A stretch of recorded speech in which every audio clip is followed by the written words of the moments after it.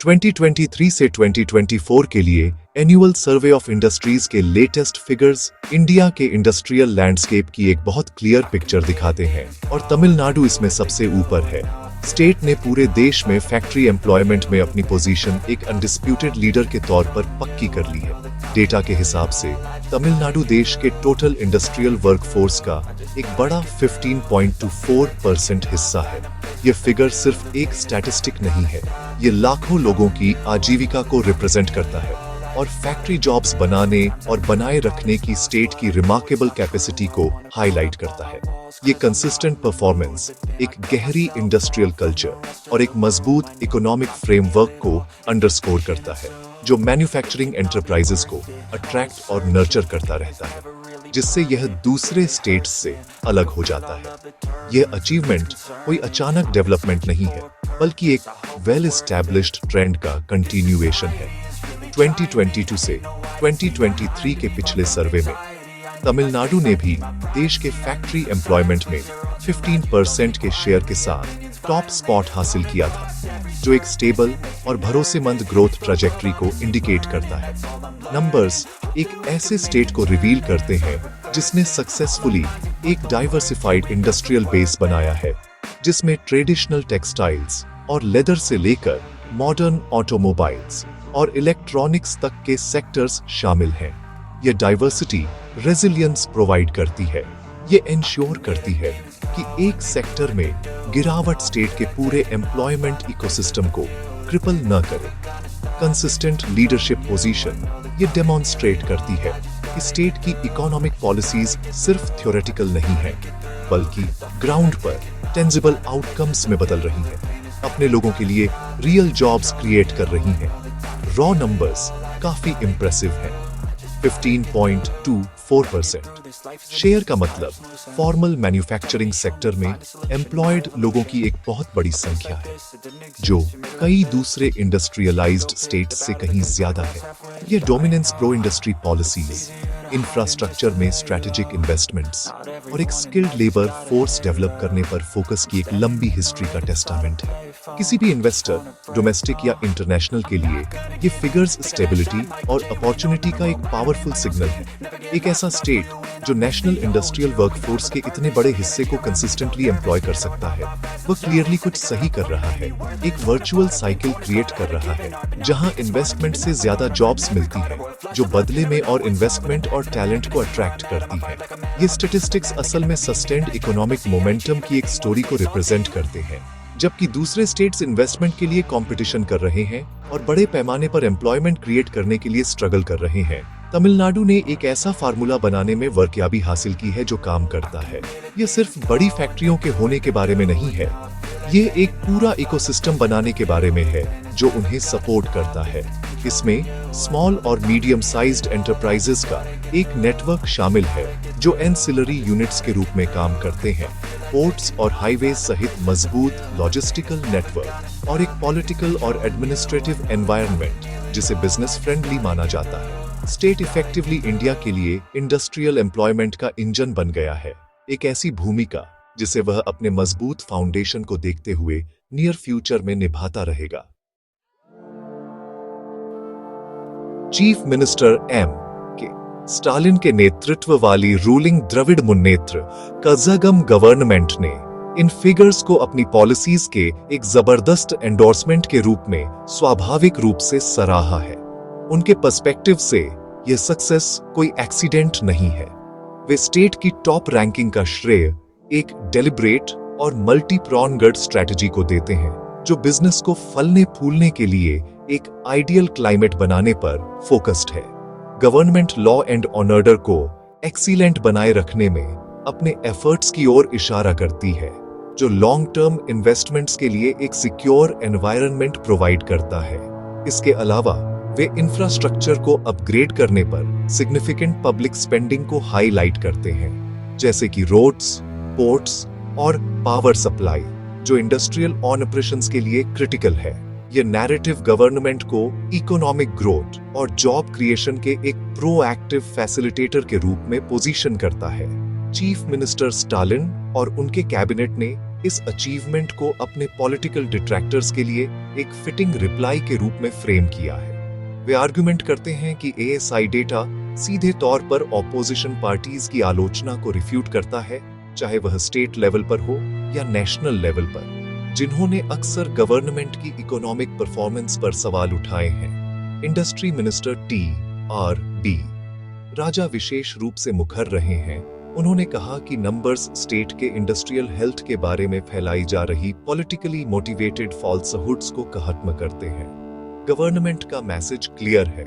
Skill development programmes पर उनका focus, trend workers की एक रेडी सप्लाई इंश्योर करना और उनका broader business friendly approach Tamil Nadu की मैन्युफैक्चरिंग सेक्टर में लगातार डोमिनेंस के पीछे की मुख्य सामग्री है। हालांकि ऑपोजिशन उसी डेटा की एक बिल्कुल अलग इंटरप्रिटेशन प्रोवाइड करता है। भारतीय जनता पार्टी, एक प्रमुख ऑपोजिशन फोर्स, ने सेलिब्रेशंस पर तुरंत पानी फेर दिया है। फॉर्मर स्टेट प्रेसिडेंट के अन्नामलाई ने एक काउंटर आर्ग्यूमेंट पेश किया, यह सजेस्टिंग देते हुए कि गवर्नमेंट सिर्फ पुरानी ग्लोरी में डूबी हुई है। वह 2020 से 2021 के फिगर्स की ओर इशारा करते हैं, यह आर्ग्यूमेंट करते हुए कि जहां तमिलनाडु के एम्प्लॉयमेंट नंबर्स तब से रिलेटिवली स्टैग्नेंट रहे हैं, वहीं उत्तर प्रदेश और महाराष्ट्र जैसे दूसरे स्टेट्स ने उसी पीरियड में नोटिसेबल ग्रोथ दिखाई है। यह तर्क आगे की गति की कमी को दर्शाता है और मौजूदा एडमिनिस्ट्रेशन पर स्टेट की हिस्टोरिकल स्ट्रेंथ्स पर निर्माण करने में विफल रहने का आरोप लगाता है। ऑन पोजीशन की आलोचना इस विचार पर केंद्रित है कि टॉप स्पॉट बनाए रखना ही काफी नहीं है, कंटिन्यूअस और एक्सेलरेटिंग ग्रोथ ही मैटर्स। वे आर्ग्यूमेंट करते हैं कि DM के गवर्नमेंट में इंडस्ट्रियलाइजेशन के फ्यूचर के लिए एक लॉन्ग टर्म विजन की कमी है। उनके तर्क के अनुसार वर्तमान नंबर्स पिछली एडमिनिस्ट्रेशंस और एक मजबूत प्री एग्जिस्टिंग इंडस्ट्रियल बेस की लेगेसी है, न कि मौजूदा गवर्नमेंट द्वारा लागू की गई किसी भी नई डायनामिक पॉलिसीज का रिजल्ट। यह नैरेटिव एक ऐसे स्टेट की पिक्चर पेश करता है जो अपनी उपलब्धियों पर आराम कर रहा है, जबकि कॉम्पिटिटर्स एक्टिवली आगे मूविंग फॉरवर्ड। इसलिए पॉलिटिकल बैटल सिर्फ नंबर्स के बारे में नहीं है, बल्कि उनकी इंटरप्रिटेशन और उस स्टोरी के बारे में है जो वे स्टेट की फ्यूचर डायरेक्शन के बारे में बताते हैं। जब इंडिया के दूसरे मेजर इंडस्ट्रियल स्टेट्स के कॉन्टेक्स्ट में देखा जाता है, तो तमिलनाडु की परफॉर्मेंस और भी सिग्निफिकेंट हो जाती है। ASI 2023 से 2024 की रिपोर्ट लीडर और चेजिंग पैक के बीच एक क्लियर गैप दिखाती है। जहां तमिलनाडु फैक्ट्री एम्प्लॉयमेंट में 15.24% शेयर रखता है, वहीं इसके क्लोजेस्ट कॉम्पिटिटर्स गुजरात और महाराष्ट्र दूर के दूसरे स्थान पर बंधे हुए हैं। प्रत्येक 13% शेयर रखता है। यह 2.24 परसेंटेज पॉइंट की लीड एक नेशनल कॉन्टेक्स्ट में काफी है, जो हजारों जॉब्स को रिप्रेजेंट करती है। ये इंडिकेट करता है कि तमिलनाडु ने न केवल नई इंडस्ट्रीज को अट्रैक्ट करने में वर्कयाबी हासिल की है, बल्कि अपनी मौजूदा इंडस्ट्रीज को अपने वेस्ट में अपने प्राइमरी राइवल्स की तुलना में ज्यादा इफेक्टिवली बनाए रखने और एक्सपैंड करने में भी वर्कयाबी हासिल की है। दूसरे स्टेट्स के साथ कंपैरिजन इंडस्ट्रियल डेवलपमेंट के अलग अलग मॉडल्स को हाईलाइट करता है। गुजरात और महाराष्ट्र को लंबे समय से इंडस्ट्रियल पावर हाउस माना जाता रहा है, जिसमें पेट्रोकेमिकल्स, फार्मास्यूटिकल्स और फाइनेंस जैसे सेक्टर्स में मजबूत मैन्युफैक्चरिंग बेस है। हालांकि तमिलनाडु का एज उसके हाईली डाइवर्सिफाइड मैन्युफैक्चरिंग पोर्टफोलियो में लगता है, खासकर लेबर इंटेंसिव सेक्टर्स जैसे टेक्सटाइल्स, ऑटोमोटिव कंपोनेंट्स और इलेक्ट्रॉनिक्स मैन्युफैक्चरिंग में। ये स्टेट को एक बड़ी वर्कफोर्स को अब्सॉर्ब करने की अनुमति देता है। टॉप 3 के बाद उत्तर प्रदेश है, जो 8% शेयर रखता है। हालांकि यह एक बड़ा फिगर है, ये दिखाता है कि इंडिया का इंडस्ट्रियल हार्टलैंड अभी भी मुख्य रूप से देश के दक्षिणी और पश्चिमी रीजन्स में रहता है। पिछले साल के सर्वे का डेटा इस कंपैरिजन में एक और लेयर जोड़ता है। उस रिपोर्ट में तमिलनाडु 15% के साथ लीड पर था, जिसके बाद महाराष्ट्र 12.8% और गुजरात 12.6% पर था। लेटेस्ट फिगर्स दिखाते हैं कि जहां तमिलनाडु ने अपने शेयर में थोड़ी वृद्धि की है, वहीं गुजरात ने महाराष्ट्र के साथ पकड़ने के लिए एक ज्यादा सिग्निफिकेंट लीप की है। यह एक डायनामिक और कॉम्पिटिटिव एनवायरनमेंट को सजेस्ट करता है, जहां स्टेट्स लगातार इन्वेस्टमेंट के लिए कंपटीशन कर रहे हैं। उत्तर प्रदेश की पोजीशन हालांकि चौथी है, वह भी नोटवर्थी है, खासकर ऑपोजिशन के हालिया ग्रोथ के दावों को देखते हुए।